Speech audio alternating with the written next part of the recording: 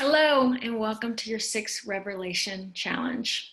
So this week, you are going to read the sixth revelation, which is surrender, which I already talked about. It was on my heart to start with telling you that today is a good day to surrender.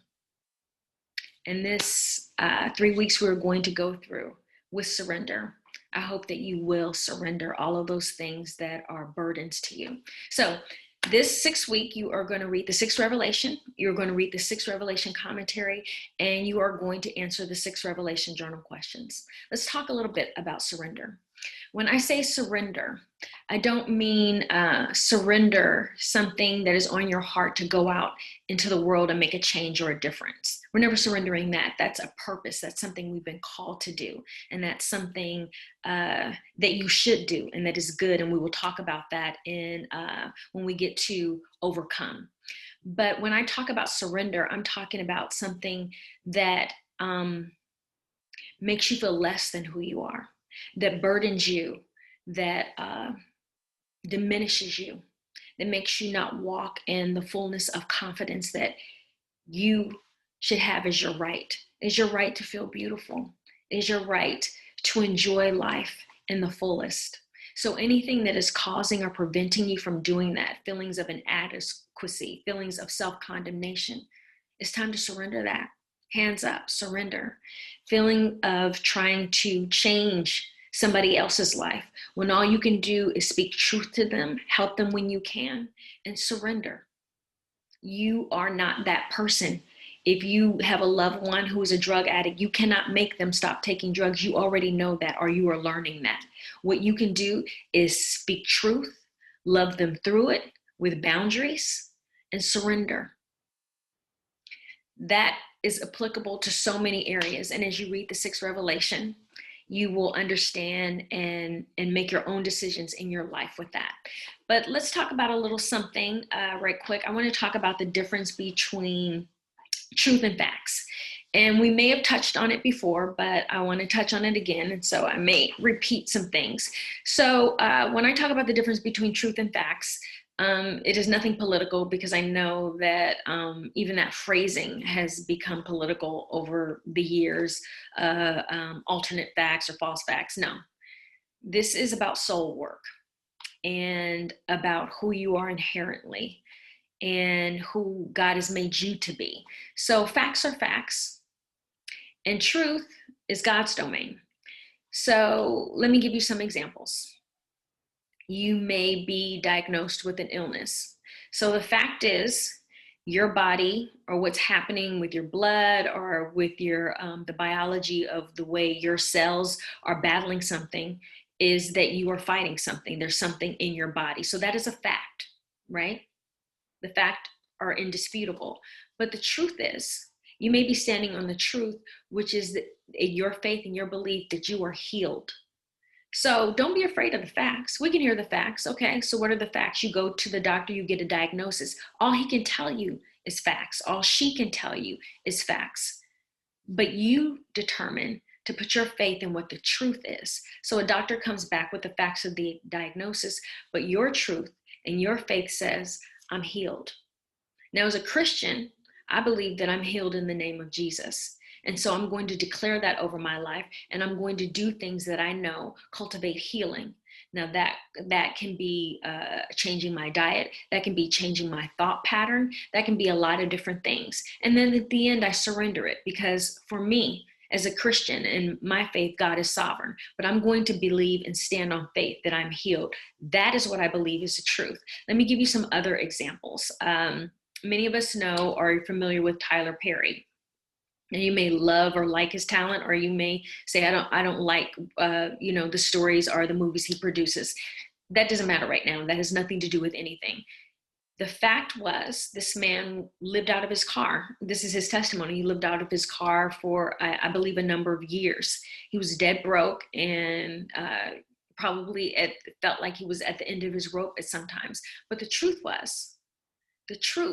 still in his life, that he was going to be a man that was going to change the game, that was going to come in and own property, so much so that you could fit 3 studio sizes in it. That he is own right now, he owns the largest studio property in this country. That was always his truth. The facts were he was sleeping in a car and he was broke. But the truth is what your destiny is, who God uniquely created you to be. Your truth doesn't change. Your facts are going to change. Now his facts line up with his truth. But his truth was always the same. We just caught him in the middle of a certain set of facts. The same thing with Steve Jobs. I believe he started, let me get the scenario. I believe he started with his partner and they were creating out of their garage. The facts were then that they didn't have any money, at least enough money to buy a facility to employ anybody. But the truth was that he was going to create technology. He and his partner were going to create technology that would change the world. That was the truth. That was the truth of who they are. If they got caught up in the facts of where they are at the time, they could have never fulfilled their truth. But they always knew the truth inherently of who they were and who they were destined to be. So they went after their truth and ignored the facts of their situation. So I share this with surrender because we can surrender when we know the truth, when we believe the truth. We can surrender the facts of our situation when we know the truth. As I teach the Dunes, as I teach Live More, Carry Less, I want to share something with you. I can never go through this course without God testing me on each principle that I go through. So if I'm teaching on fear, then something will inevitably come up in my life that week that I'm fearful of. And as I said, you can do the Dunes a couple of times over and over again along with this course, because Live More, Carry Less is inherently the Dunes. It's the Dunes expanded and the Dunes deeper. But life will always present things that cause fear, right? We never fully get over everything in our life because we're humans, and that's a part of growing and learning. So I may get, the first time I did the Dunes, there was a certain fear that I don't struggle with anymore. But when I do it a second or a third or a fourth time, then there are different layers that God is removing and making me work on different fears. So everything that I teach on, I have to go through. And it is fitting that it should be that.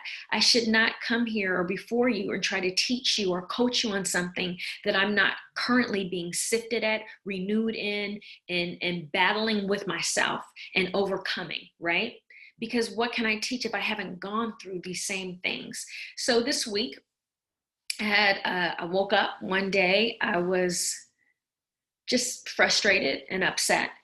And as we all can be, I was frustrated over some financial things, over some goals, and I just woke up feeling that way.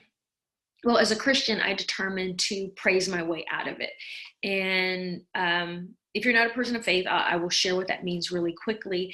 It's when I acknowledge the truth of what I believe who God has uniquely created me to be. And then I just thank him. I go into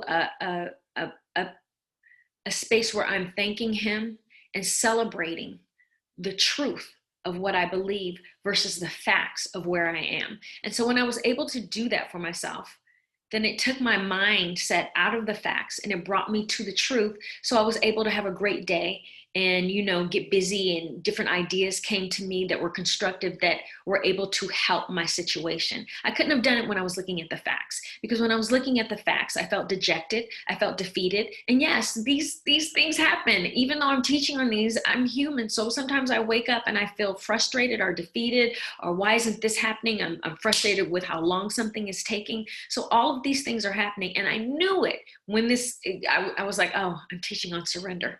So of course I'm being tested in surrender.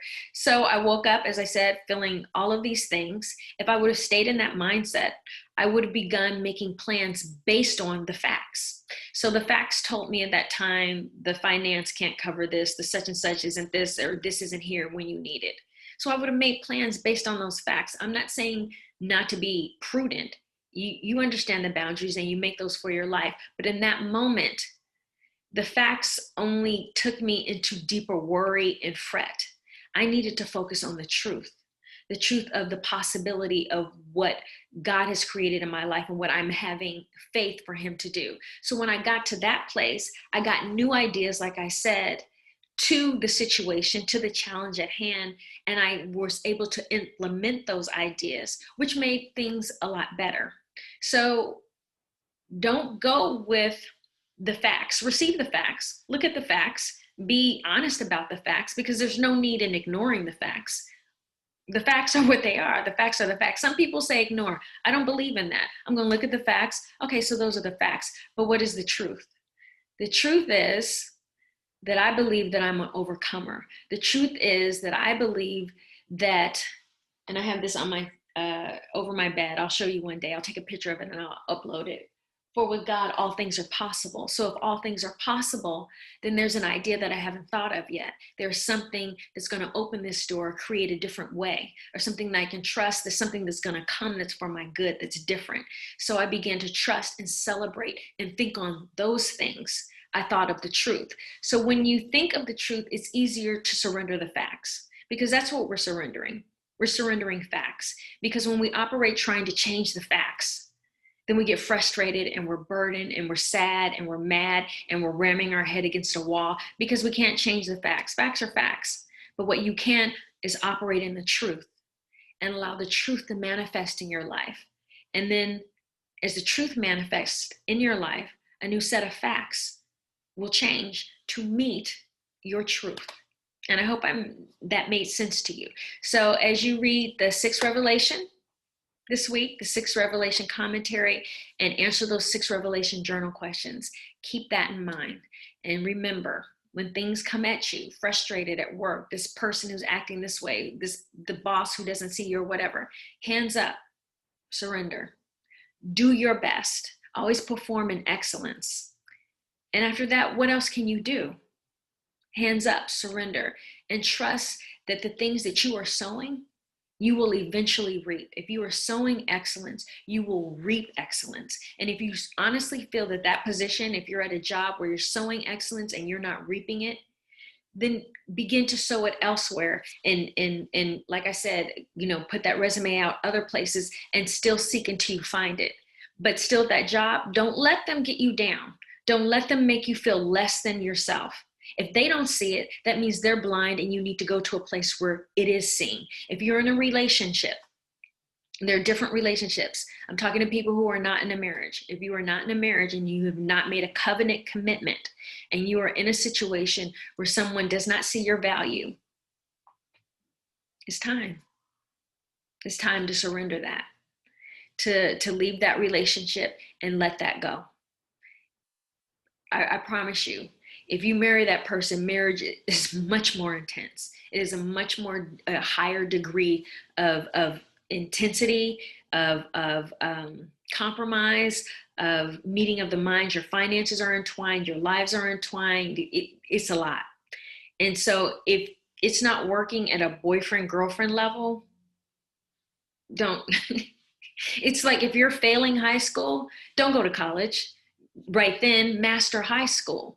If you're doing well in high school and you're doing the work and you're getting B's and A's and you can, do the work well, then it's time to go to college. But if you're getting an F in high school, you're not going to do well in college. You need to get your study habits or whatever you need to do, get that together. So before you go into a higher level.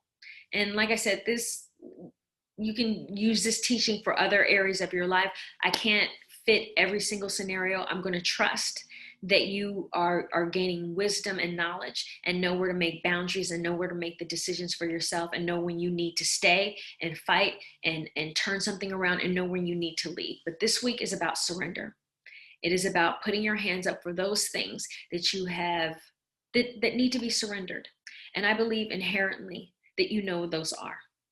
And so as you go through the journal questions, those things will come up and your heart will answer for you and it will tell you, hey, it's time to surrender.